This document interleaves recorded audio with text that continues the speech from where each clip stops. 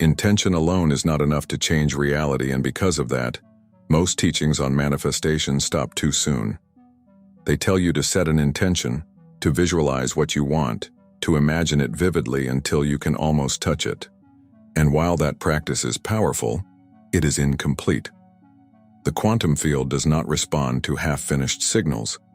It does not rearrange itself just because you pictured something once in your mind. At best, intention is the first spark, a whisper into the field, but without the next step it remains suspended, unanchored, floating in possibility. The missing step is collapse, the moment when a potential stops being an option and becomes an actuality. Without collapse, your desire never leaves the realm of imagination. With collapse, it becomes the version of reality you actually inhabit. Quantum physics explains this with clarity, though in language most teachings never touch. Before observation, particles exist in what is called a superposition. Multiple possibilities coexisting at once, no single reality chosen yet. But the instant an observer interacts, the wave function collapses, and one version crystallizes into form. This is not philosophy. It is physics. And it mirrors the process of manifestation. You are surrounded by infinite versions of yourself. The version who is wealthy, the version who is healed, the version who is loved, the version who is free. All of these possibilities exist right now, suspended in superposition. Visualization alone keeps them hovering. Collapse chooses one. Collapse pulls it from possibility into fact. And here is where the paradox cuts deep. Most people never collapse the reality they desire. They visualize, they speak affirmations, they declare intentions, but their identity, their emotions, their nervous system are still aligned with the version of reality they are trying to leave behind. So even as they imagine, they collapse the familiar. They collapse lack, fear, limitation, because that is the state they embody most consistently. This is why so many people feel trapped in cycles of desire without fulfillment. They are constantly collapsing realities, but not the ones they want. Think about your own life. How many times have you intended for something greater, but felt the weight of your old story pulling you back? You tell yourself, this time it will be different. But beneath the words, your body rehearses the same fear, the same doubt, the same expectation of disappointment. That is the collapse happening in real time. The field listens not to what you say once, but to what you embody every day. This is the missing step no one tells you. Manifestation is not just about sending out a request. It is about embodying a state so fully that the field has no choice but to collapse into it. Here's the incomplete puzzle that most people never solve.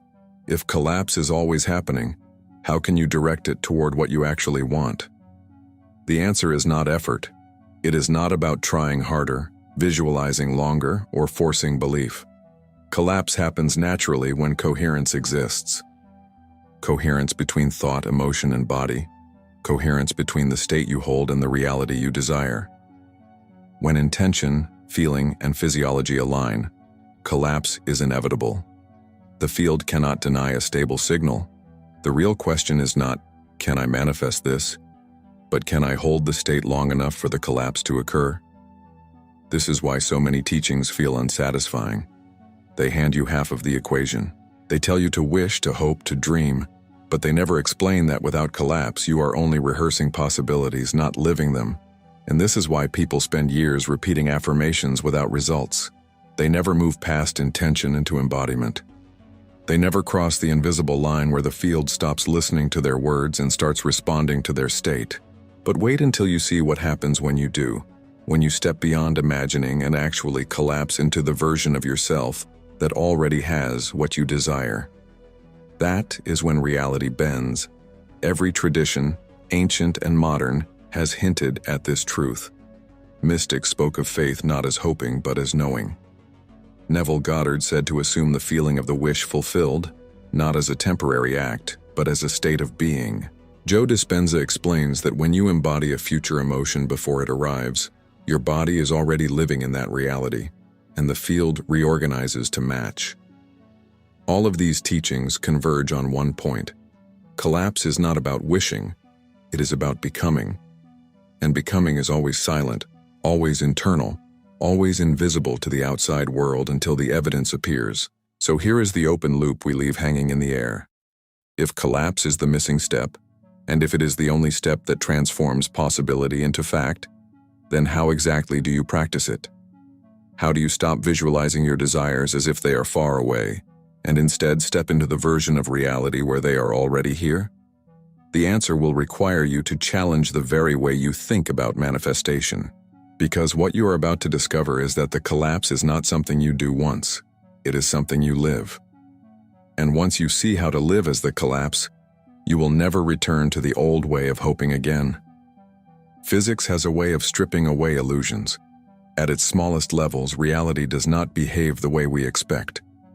It does not unfold as a fixed and solid sequence of events. Instead, it exists as probability, as potential, as waves of possibility that only crystallize when observed. This is the essence of the wave function. Before observation, a particle is not here or there, not in one state or another. It is all of them, suspended in superposition. But the instant it is observed, the wave collapses, and one outcome emerges as the reality we experience. This process is called the collapse of the wave function, and it is happening around you constantly, whether you realize it or not. Now here is the radical connection. Manifestation operates by the very same principle. Every desire you hold exists right now as a probability, suspended in the field of infinite potential. Wealth, love, freedom, healing, all of them exist as possible versions of your life waiting in superposition. But unless you collapse into one of them, they remain probabilities, never fully chosen. The act of collapse is not random. It is guided by coherence. Just as the measuring device in physics forces the wave into a particular state, your consciousness, when aligned, selects and stabilizes a version of reality. You are collapsing wave functions with every state you embody. This is why intention alone is insufficient. Intention is like pointing at a probability, acknowledging it exists. Collapse is like stepping into it. It is the difference between watching countless doors appear in a hallway and actually walking through one. Until you choose, they all remain closed. And if you do not choose deliberately, you collapse by default, often into the same familiar patterns that your nervous system rehearses daily. This is why so many people experience more of the same, even as they dream of change. They are collapsing unconsciously, repeating the same emotional states, thoughts, and expectations, and so the field reorganizes to reflect the same outcome again and again. The science of collapse also explains why change can appear sudden. In physics, the collapse of the wave is instantaneous. A particle does not gradually become an electron here instead of there. It becomes it in a single moment. Likewise, your life can appear to shift overnight. What looks like sudden breakthrough is actually the instant collapse of probabilities that you had been aligning with for weeks, months, or even years. The evidence is delayed not because nothing is happening, but because coherence was building silently until it reached the point of inevitability. Then, without warning, reality shifts. But here's the incomplete puzzle. If collapse is constant, why don't people collapse realities they truly desire? The missing piece is awareness. Collapse responds to the dominant signal, and for most people, that signal is incoherent. They want abundance, but they embody lack. They wish for love, but they embody fear. They visualize freedom, but they embody limitation. Their field is like a static-filled radio, broadcasting mixed signals, and so the collapse always defaults to the strongest, most familiar frequency, the one they unconsciously embody. This is why the science of collapse matters. It shows you that you are not failing to manifest. You are constantly manifesting the state you embody most. Neuroscience echoes this truth. When a thought is paired with an emotion, neural pathways fire and wire together. Over time, these pathways stabilize into dominant circuits and your brain begins to favor them automatically. This is collapse at the biological level. Your nervous system chooses which probabilities feel most real, and your perception filters reality to match. If your brain is wired for fear, you collapse fearful realities. If it is wired for possibility, you collapse expansive realities. The science could not be clearer. Your biology is the measuring device, your state of being is the signal, and the field is the medium through which collapse occurs. And here lies the paradox that few acknowledge. Collapse is inevitable. You cannot not collapse. Every moment of your life, every emotional state you sustain, every belief you embody, is collapsing some version of reality into form. The question is never, will it collapse, but always, what am I collapsing right now? This realization is both humbling and empowering. It means you are not waiting for manifestation to work. It has always been working. The field is always listening. The collapse is always occurring. The only variable is whether you are collapsing consciously or unconsciously. So let this question hang in your awareness like an open loop. If you are already collapsing wave functions with every thought and feeling, what would change if you learned to collapse deliberately? What if you stopped choosing the same familiar outcomes by default and began selecting the reality where your desire already exists? The science shows it is possible. The field is infinite. Collapse is constant, which means the only limit is the state you decide to embody. If the science of collapse reveals that you are always choosing a version of reality, the next question is unavoidable. How do you choose differently? The answer is not in trying harder, repeating affirmations endlessly, or visualizing with greater intensity. The answer is identity. Collapse does not respond to what you say you want. It responds to who you are being. Until you shift the self you embody, you will continue to collapse the same version of life no matter how vividly you dream of another. This is why Neville Goddard's timeless teaching still cuts through so clearly. You do not manifest what you desire, you manifest who you are. He urged his students not simply to imagine wishes, but to assume the feeling of the wish fulfilled, to embody it, to become the person for whom that reality is already true. Joe Dispenza mirrors this in scientific terms. When your thoughts and emotions are aligned with a future possibility, your body begins to live in that future as if it already exists. Neuroplasticity encodes it. Hormones reinforce it. The nervous system learns to prefer it. And when your biology stabilizes in a new state, the field has no choice but to mirror that state back to you. But here's the paradox most miss. If you keep identifying with the old self, even while visualizing the new one, collapse defaults to the old. You cannot outthink your identity. You cannot say, I am wealthy, while feeling like someone trapped in scarcity and expect the field to reorganize. The collapse responds to coherence, not contradiction. This is why so many attempts at manifestation feel like pushing against a wall. Intention says one thing, identity broadcasts another, and the stronger signal always wins. Think of it this way. Identity is like a tuning fork. Strike it, and it vibrates at a precise frequency. Place another tuning fork beside it, and soon they resonate in harmony. Your embodied state is the fork.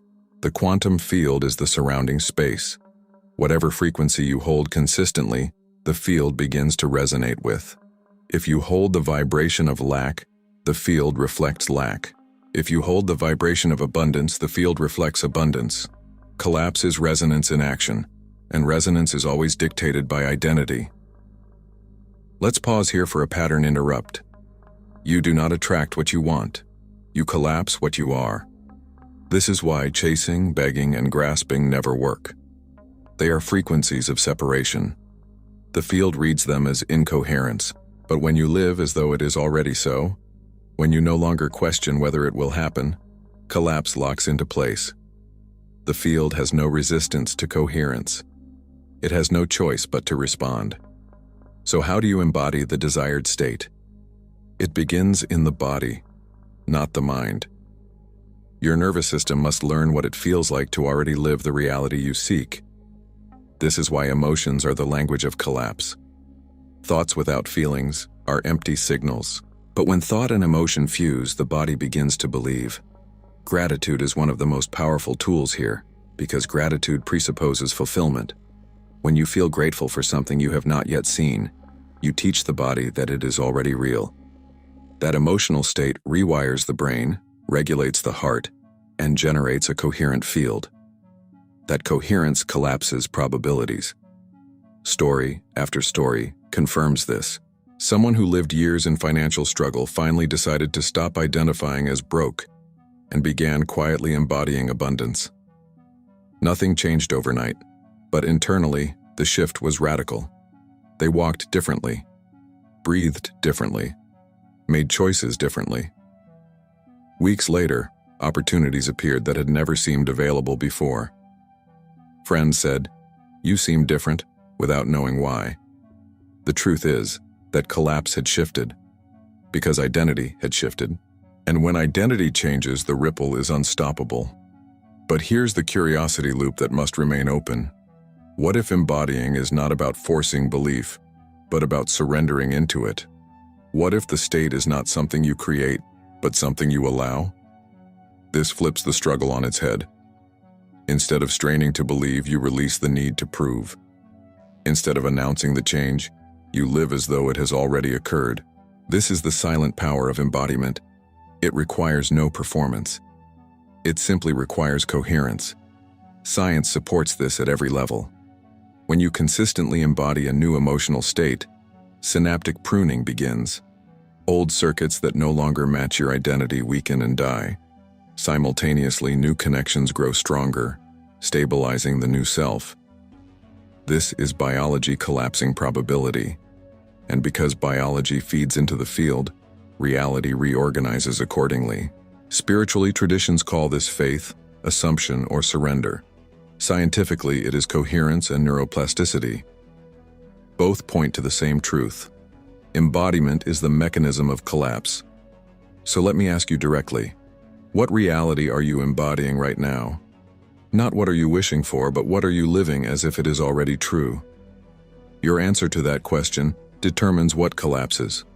And if you want to change the answer, the shift does not require effort.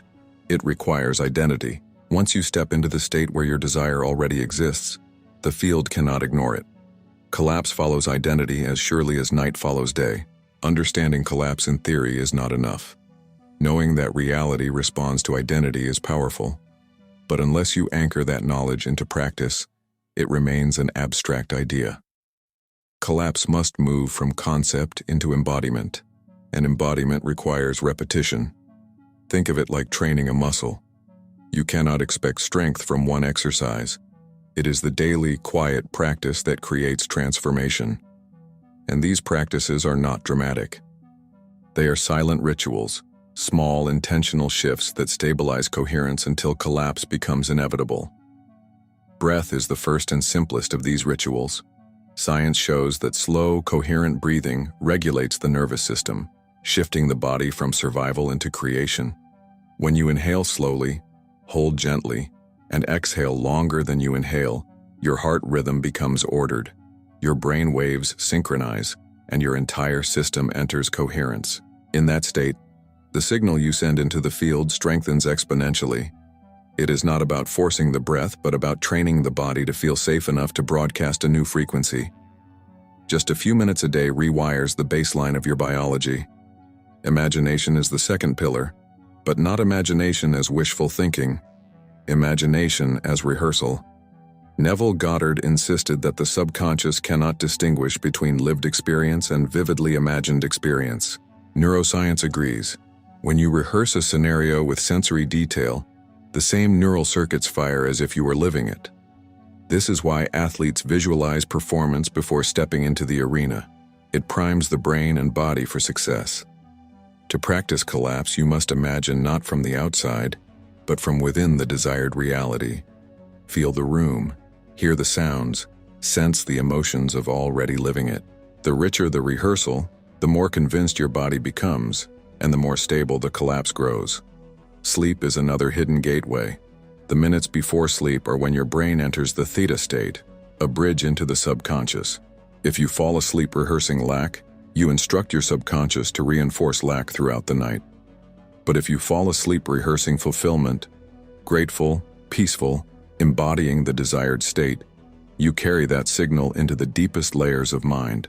The subconscious repeats it like a song on loop, imprinting identity at the core level. Night after night, you are either collapsing the old reality or the new one, depending on how you drift into sleep. But here is the incomplete puzzle. Why do some people practice these rituals faithfully and still feel stuck? The answer lies in contradiction. They may breathe, imagine, and rehearse, but spend the rest of the day feeding fear and doubt. Collapse requires coherence. A few minutes of alignment cannot outweigh hours of incoherence. The field listens to your dominant signal, not your occasional effort. The practice is not about perfection. It is about stability. If you return again and again to coherence, eventually it becomes your default. And when it does, collapse happens naturally. Here's the pattern interrupt you need to remember. Collapse is not about effort. It is about surrender. It is not about pushing reality, but about embodying it until reality has no choice. The practices are not steps to force the field, but tools to quiet the noise so your true signal can shine. You are not creating something new. You are aligning with what already exists in potential. The collapse is not a fight. It is a falling into place. And now I want you to anchor this moment with action. In the comments, type this phrase, "I collapse into my new reality." Write it not as a wish but as a declaration.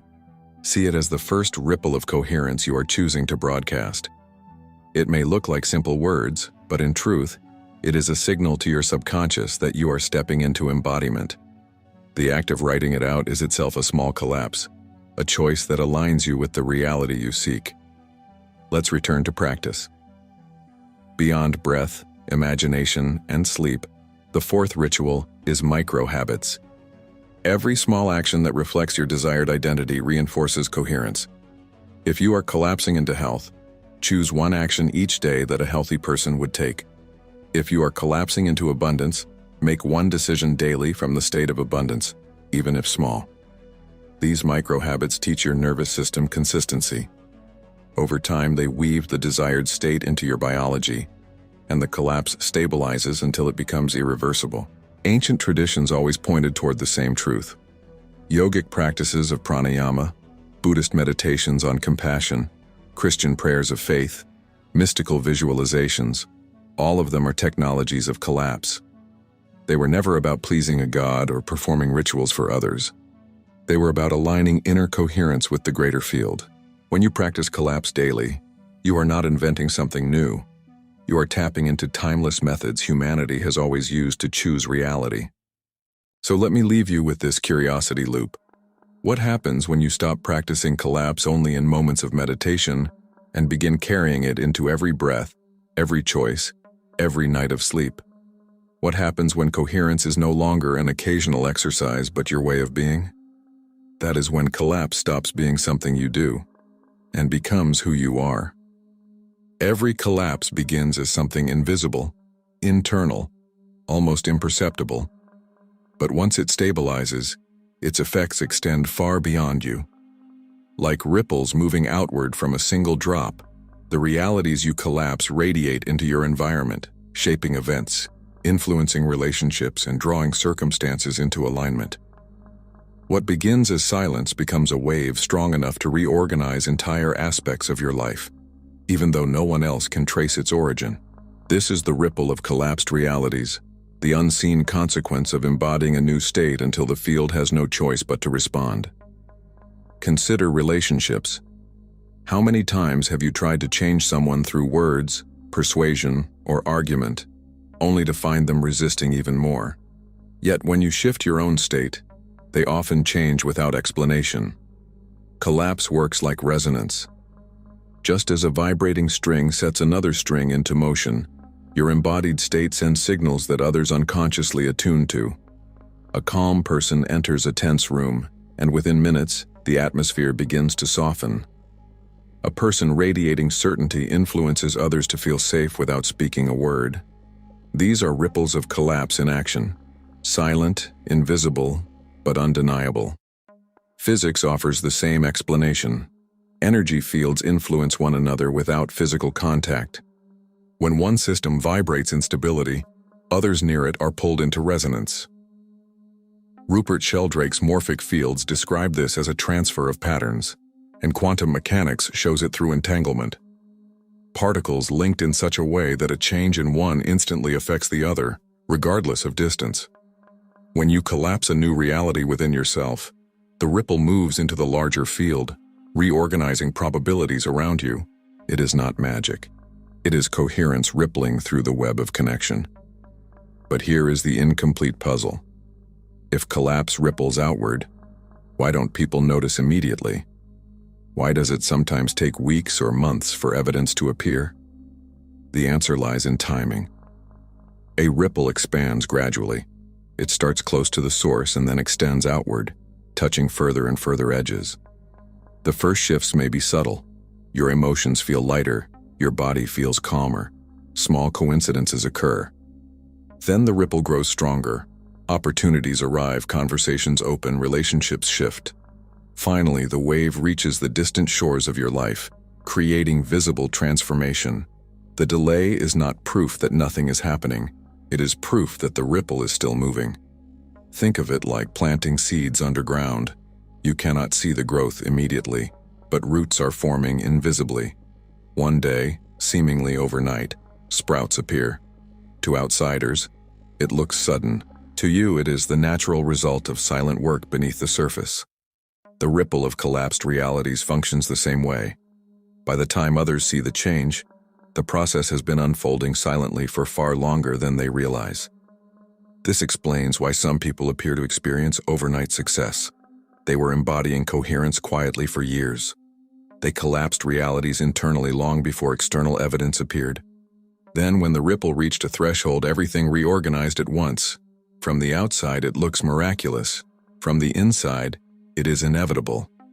The ripple effect teaches us patience, not passive waiting, but active trust that every coherent signal you sustain is already expanding outward. There is also a psychological element. Humans are wired with mirror neurons, cells that activate both when you perform an action and when you observe someone else performing it. These neurons explain why you yawn when someone else yawns, why moods are contagious, and why presence alone can shift a room. When you collapse into a new identity, your nervous system broadcasts that signal, and others unconsciously mirror it. They may never know why they feel different around you, but they do. This is the ripple effect at the biological level. The collapse within you becomes an experience for others, without explanation. Here's the pattern interrupt. You don't need to convince anyone of your transformation. You don't need to prove your collapse or explain it to others. The ripple will speak for you. In fact, the more you try to prove it, the more you scatter the coherence that makes the ripple strong. Silence strengthens the signal. Quiet embodiment allows the ripple to expand without resistance. When the evidence finally arrives, it appears undeniable, even miraculous. But it was always the ripple of collapse doing its work. Spiritual traditions echo this same truth. The Tao teaches that true power is effortless influence, Wu Wei, action that leaves no trace yet shifts everything. Mystics speak of transformation as a fragrance, subtle but unmistakable, felt without words. Even scriptures advise prayer and faith in secret, because the reward is not in being seen, but in becoming. All of them understood the ripple. When you collapse silently, reality cannot help but reorganize itself around you. So let this question linger as an open loop. If you are already collapsing realities and sending ripples into the field, what would change if you began collapsing deliberately? What would your relationships, your finances, your health, your destiny look like if every ripple carried coherence instead of contradiction? The field does not choose for you. The collapse is already happening. The ripple is already moving. The only choice left is which signal you will allow it to carry. The deepest truth about manifestation is that it cannot remain something you practice occasionally. It must become the way you live. Collapse is not a technique to pull out when you want something. It is the natural byproduct of identity sustained over time. When you stop treating manifestation as an event and begin living as if the desired reality is already yours, you shift from doing into being. And being is the frequency the field always responds to. Think of how nature works. A tree does not try to prove it is a tree. It does not announce its growth each day. It simply embodies treeness, silently, consistently, and inevitably it produces fruit. Collapse is the same. You do not need to force it. You only need to stabilize the state until it becomes who you are. At that point, the field no longer negotiates with your past identity. It reorganizes around your new one. And the changes that arrive seem sudden to others, but to you, they feel like the most natural unfolding in the world. Science supports this reality. When neural pathways strengthen through repetition, old circuits weaken, and the brain prunes away what is no longer used. Over time, the nervous system no longer identifies with the past. The body stops rehearsing stress, fear, and limitation. Hormones regulate, heart coherence stabilizes, and the electromagnetic field around you becomes stronger and clearer. This is biology living as the collapse. It is not temporary, it is self-sustaining. Your entire system shifts into a new baseline, and reality conforms because the signal you emit has become undeniable. Spiritually, this is what Neville Goddard meant when he said to live in the end. It is not about pretending. It is not about forcing belief. It is about embodying the version of yourself who already lives the reality you desire. In that embodiment, doubts fade because they no longer match your identity. Fear dissolves because it no longer feels relevant. The only thing left is coherence, and coherence always collapses into form. Here's the paradox. The quieter the becoming, the more permanent the change. Loud declarations often mask insecurity. Silent embodiment encodes truth. You no longer need to prove anything to anyone. You simply live as the collapse and the field bends to match. This is why ancient wisdom emphasized humility, secrecy, and inner devotion. They knew that reality shifts most powerfully when you stop chasing and start being. But here is the curiosity loop to carry forward. If collapse is inevitable, then every moment you live unconsciously is collapsing something too, which means you are never off the hook. You are always choosing, always collapsing, always sending ripples into the field. The only difference is whether you are doing it consciously. So the invitation is simple yet profound. Stop rehearsing the old story. Stop embodying the version of you who doubts. Begin living as the one who has already received, already become, already collapsed into the reality you once thought distant. And when you do, watch how quietly everything changes. Opportunities appear, relationships shift, health reorganizes, finances flow, and it all looks effortless to those watching. They will ask, "How did you do it?" And you will know the answer was never in doing. It was in being. You lived as the collapse, and reality had no choice but to comply. Before we close, I want to leave you with a path forward. If you feel the pull to take this deeper, to move beyond theory and anchor collapse into daily rituals and structured practices, I created something designed for you. It's called Awaken Your Quantum Power, a complete guide that not only explains these principles but equips you with a practical companion to embody them. Inside, you'll find frameworks and exercises that transform collapse from an abstract idea into a lived reality. You'll find it linked in the pinned comment below. Treat it not as extra information, but as the continuation of the journey we began here, a way to stabilize the becoming you've already started. Because the true secret of manifestation is not in asking, but in collapsing, not in wishing, but in being. And when you live as the collapse, you are no longer chasing a reality. You are walking inside it, quietly, powerfully, permanently.